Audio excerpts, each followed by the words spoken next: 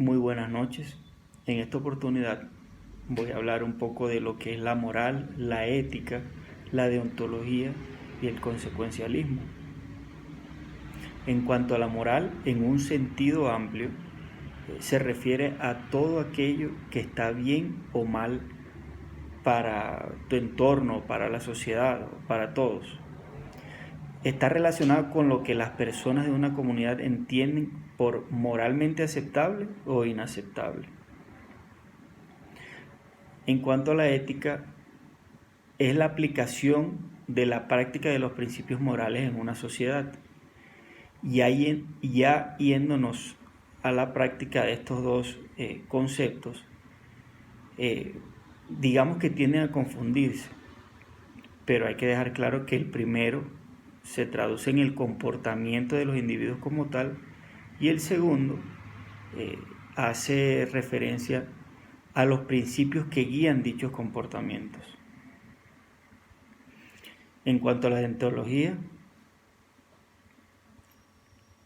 digamos que hace referencia a la rama de la ética, cuyo objeto de estudio son aquellos fundamentos del deber y las normas morales.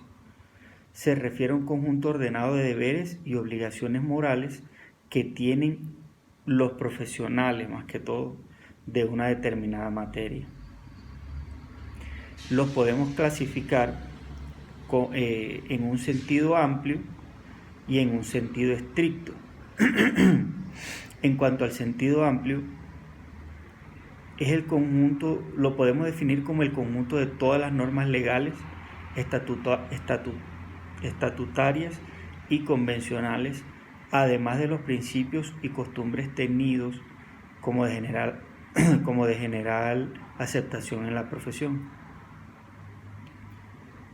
En cuanto al sentido estricto, es el conjunto sistemático de normas, usos, principios y deberes que no van a estar respaldados por ninguna sanción legal, sino por una aceptación voluntaria de unos profesionales.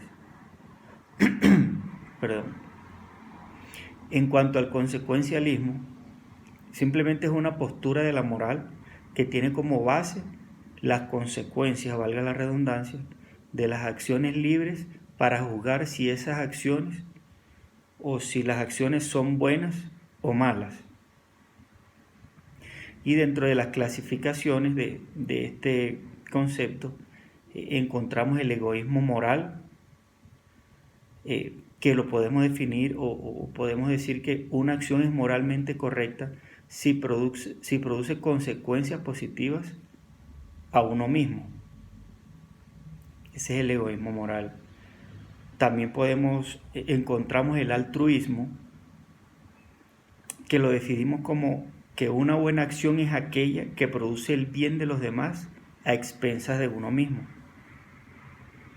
Y por último, el utilitarismo, que hace referencia a que una acción es moralmente correcta si predominan los resultados favorables sobre los indeseables, independientemente de quiénes sean los beneficiados de estas acciones.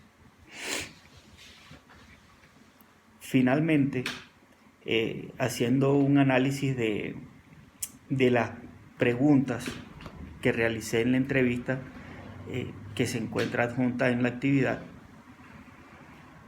puedo concluir o puedo analizar el tema y hago referencia a que estoy totalmente de acuerdo con la postura de mis tres entrevistados. Fue una entrevista enfocada al aspecto laboral, a la ética laboral, y bueno, concuerdo con ellos porque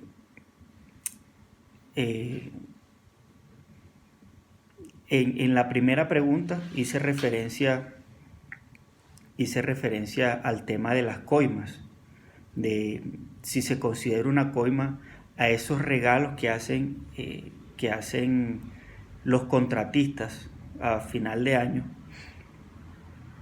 y que si se considera como una coima, digamos que como dijo mi entrevistado, sí se puede considerar una coima porque se puede generar ahí como un malentendido o se puede presentar generar como una malinterpretación, porque es algo que que no te parcializa, ¿no? Que puede generar cierto compromiso.